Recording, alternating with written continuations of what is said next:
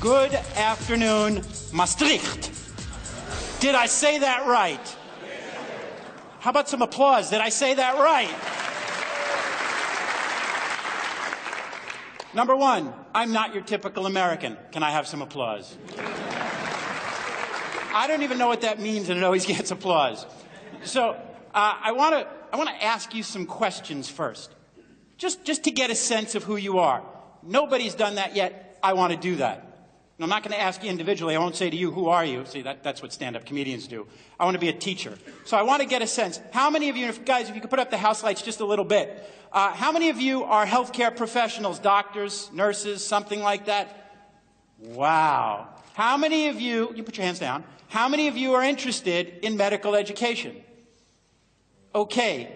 If you don't have your hand up, you can leave. Oh, thank God. All right. That's important to me. It's very important to me. So when they asked me to come talk to you, I said, well, what should I do? And what I did was I put together a story. And they took my story apart. They said, you have 16 minutes. I sent in 32 slides. How many of you have had that experience? Right. Okay. So they said, take your slides out. Every slide that I took out was funny. Every one. Every slide that remains, boring, terrible, horrible, awful. So I apologize. But let's go through a story. It's a story in two parts, and I hope you enjoy the story.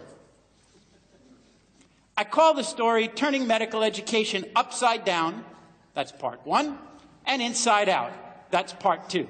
Anybody have any idea why I did that? Somebody's laughing. That wasn't a joke.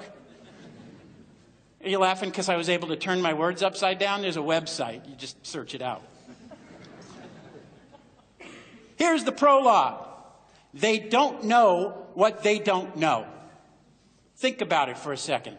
Medical students entering medical school have no idea what they're about to learn. They know what the courses are going to be, but they don't know what's inside it. Right? How about your practicing physician?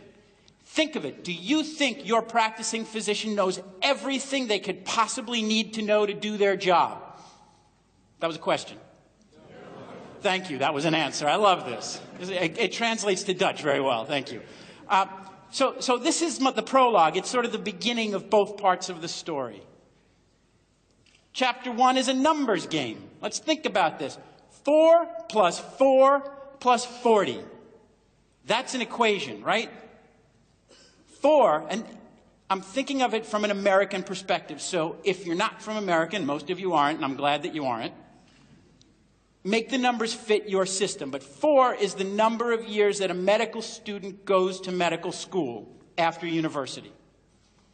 4, the second 4, is a representative number of how many years they train after graduating from medical school.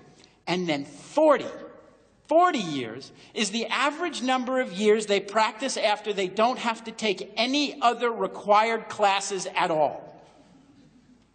Holy shit. Right? Hey, Lucian, am I allowed to curse? Don't answer that. Okay. Think about that. Chapter 2. Another equation. 2 plus 2 equals 4. This is how most medical schools do it. 2 years, we're going to teach you about the science. Ooh. Let's cut a body apart. Yay. Don't eat chicken over the body. You'll mix up the pieces. Ooh, that's bad, right? Let's learn biochemistry, pharmacology, all this cool stuff. Then we'll let you touch a patient. That's the second 2. That's a mistake. That's a mistake. Let patients help, right? I heard that from backstage. Somebody said that a couple times. I believe it, but we got to turn it upside down. Hope that didn't make any of you nauseous. I apologize. Right? I didn't test that out with a test audience. So we have to turn it upside down. We've got to involve the patient from day 1 in medical school. Day 1. Who agrees? For those of you at home, there were hands raised, claps, and just stunned faces. What was missing? Look at this picture. What's missing from this picture? They're going to stick a tube in nothing. Now, if I'm the patient, I'm glad. right? Because there's nothing to look, and look how happy they are. They're looking at the confidence monitor to see if they got it in the right hole. They don't even realize they don't have a patient. That's a problem. Integrate patients into all 4 years of medical school. This is, don't try to read it, this is the first 2 years of a brand new medical school opening in Long Island, New York. That's where I live. Great place. Thank you. One clap. Okay. It's called, and this is a mouthful, the Hofstra North Shore Long Island Jewish Medical School. Everybody, no. Okay. Instead of breaking it up into 4 years, it's the first 100 weeks and the second 100 weeks. The two things I want to point out to you about this, at the very top, it's from the person to the professional. Challenges, privileges, and responsibilities. They're being taught to be EMTs. They're going on the back of ambulances. They're learning how to treat patients even before they get to the hospital. Innovative. There's that innovation word again. And all along the bottom in purple, it says patient, physician, and society. Patient-centered care, population health. That's medical education as it's supposed to start.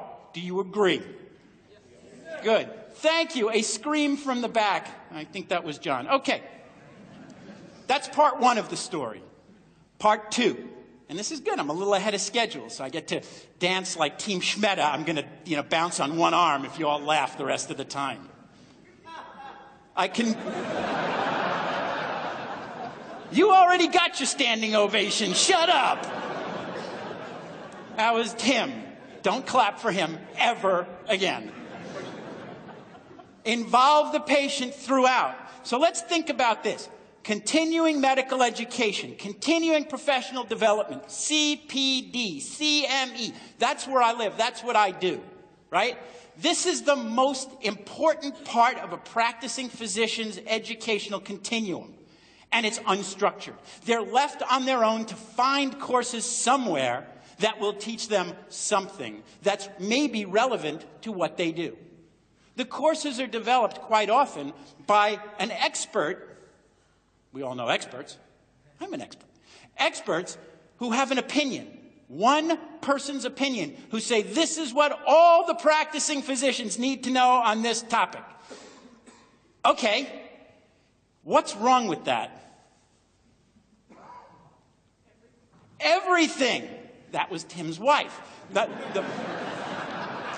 She can stay. But we have to turn things inside out because there's no shortage of courses. Diabetes has a lot of mention today. Maintaining tight glycemic control in type 2 diabetes, or how to prescribe the right drug to treat your diabetes. Most physicians know what to prescribe, yet most of their patients don't get the results that they expect. Why? Because the education didn't focus on what the needs were beyond just what to prescribe. Let's think about this. Let's focus on those final 40. Think about, do these physicians need or know what they need to know? And if they don't, how can people like me and you and patients help them learn what they need to know? Now let's think about this. I picked If Your Doctor Was 45. Can anybody guess why I picked If Your Doctor Was 45? Quiet in the front row. No, not because my doctor is 45, because I'm 45. I know, I don't look it. And by the way, my good friend, e-patient Dave, who's about to get a mention in here, was wrong about the best presenters having long, wavy hair. I would argue that to the end. Thank you, Dave. Thank you. But if your doctor was 45 and he graduated medical school about the time he should have, this was his textbook of medicine. Okay? And the reason I put it up on eBay, and this is the book that I had, look how much they were asking for it. 5 cents.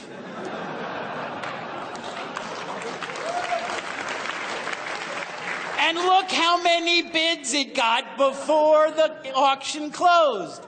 A 0. Why? Because that book was good, but it ain't good no more. So how do we fill the gap? Well, we can buy the new version for $179. I don't work for the company that sells the book, and I don't recommend buying the book. Why? Because look at this, free online medical textbooks. I love the internet. Or I can go find Walter's online courses if I hack into your university system, which, you know, people from Brooklyn have been known to do, right? Brooklyn's a Dutch word, folks. Just remember, Brooklyn. But it's lifelong learning. You can't get lifelong learning from a book. You can't. You can't get lifelong learning from 50 books. You need to have collaborative education. You need to think about how patients are cared for. You need to think about a timeline continuum of the management of these patients, I think.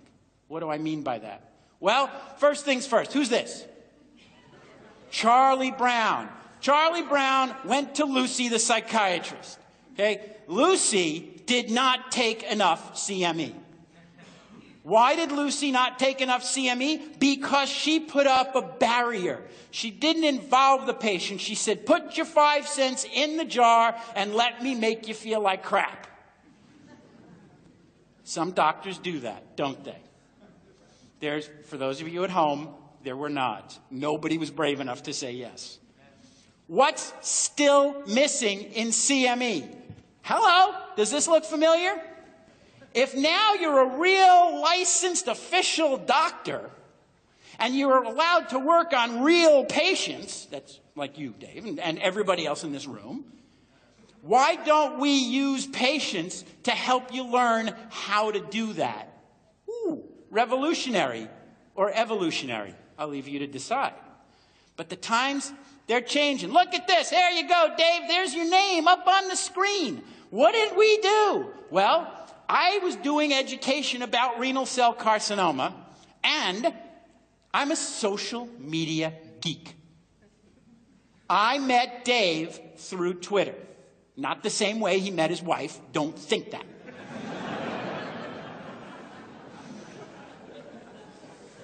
Don't worry. I know. You're secure, I'm secure. It's good. No big deal. But I said to Dave, Dave, I have an idea. He goes, you always have an idea. I said, would you like to talk to doctors in the setting of medical education? If you look at the other talks, it's classifying patient risk status, the promise of genetic molecular arrays and biological markers. It's like, oh my God, right? Then I said, I want you to tell them your story, but not the way you always tell it. Not the way you tell it here, the way we want them to understand the role of the patient. You can't just drop it on them in a and they're not willing. They don't want it. And he said, you know, you're right. And we worked together, and it took a little back and forth, and we wowed them. We didn't wow them. You wowed them. You told them what your job was as a patient.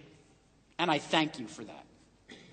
It was well received, it was well evaluated, and I was proud to have Dave be a part of that. And we're going to do more of it. How do you develop? In the last 3 minutes, I'm going to give you the lifelong lessons of how you do this, okay? Start by asking questions. I started by asking questions. I wanted to understand who you were and what your needs would be. So I asked questions. We as medical educators have to do that. And we have to ask the patients what would help in your care. And then we have to do, this is a triple word score in Scrabble, multi-inter-transdisciplinary and collaborative education. Bring the care team together. If a patient is taken care of by a medical oncologist, a surgical oncologist, a radiation oncologist, pathologist, pharmacist, and nurse, teach them that way. Don't teach them separately. Teach them together so they treat the patient together. If a patient with chest pains is seen in the emergency room, sent to the interventional cardiology lab, and sent home to a cardiologist, teach them together, not separately. Tell them how to manage that patient, not the disease. Use simulation. Don't just bring a mannequin in, but simulate clinical practice. Have a virtual practice. Have a virtual patient. Use them. Think of time course management. That patient in the emergency room in the next 24 hours will go through 3 or 4 specialists and nurses and pharmacists. Teach based on that timeline. Say they start here, they go here, they finish there. There's a lot of data that say the biggest mistakes are made because of problems with transitions. Address the problems of transitions and teach at the point of care. In the 1970s and 80s, they said, don't open a book in front of a patient. Bullshit. That's the second time I said it, isn't it? I'm going to get thrown off after the third.